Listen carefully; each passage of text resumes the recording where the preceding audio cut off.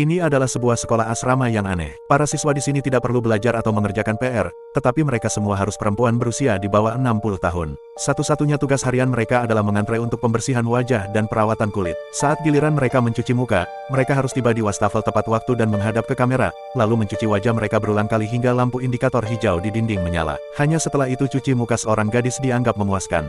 Jika seorang gadis melewatkan waktunya untuk mencuci muka, dan lampu merah menyala, dia akan dibawa oleh petugas keamanan yang tinggi dan kuat untuk menerima hukuman yang tidak diketahui. Sementara itu, siswa lain harus menghadap ke dinding dengan kepala tertunduk. Mereka hanya bisa menyaksikan dengan tidak berdaya saat gadis itu dibawa pergi. Para gadis ini semua adalah yatim piatu. Mereka diadopsi oleh sekolah sejak kecil. 60 tahun kemudian, gadis-gadis itu telah tumbuh dewasa.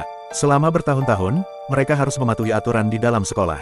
Saat melihat materi pelajaran, meskipun komputer rusak, mereka harus menunggu hingga bel berbunyi sebelum boleh meninggalkan tempat. Instruktur perempuan terus-menerus menekankan bahwa dunia luar sedang mengalami kiamat dan udara di luar penuh dengan racun mematikan. Oleh karena itu, sekolah telah menyediakan pil vitamin yang harus mereka konsumsi setiap hari untuk mendetoksifikasi tubuh. Saat para gadis tumbuh lebih tua, mereka dipindahkan ke lantai yang lebih tinggi hingga tiba saatnya mereka berada di lantai ke-16. Instruktur perempuan mengumpulkan mereka dan memberitahu bahwa seluruh pelajaran mereka telah selesai. Tak lama kemudian, orang tua kaya akan datang untuk mengadopsi mereka. Tanpa diduga, semua gadis sangat senang kecuali Lucy.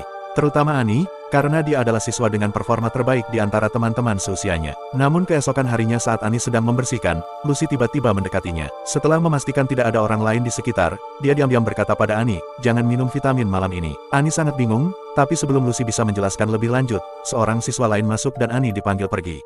Melihat itu, Lucy terpaksa membatalkannya. Segera tiba waktunya mereka harus meminum vitamin. Meskipun bingung, Annie tetap meminumnya setelah melirik ke arah kamera. Namun diam-diam dia pergi ke kamar mandi dan meludahkan pil itu ke dalam toilet. Annie menutup mulutnya penuh penyesalan setelah meludahkannya, karena dia telah melanggar aturan sekolah. Namun, tak disangka Annie segera menyadari sesuatu yang aneh. Malam itu dia sulit tidur dan ingin berbicara dengan gadis di sebelahnya, tetapi gadis itu sudah tertidur lelap. Lucy, yang mendengar suara itu, tiba-tiba duduk dan berkata bahwa selain mereka berdua, tidak ada yang akan bangun. Apa yang mereka konsumsi bukan vitamin, melainkan pil gula yang membantu tidur. Sebelum Lucy selesai bicara, terdengar langkah kaki di lorong.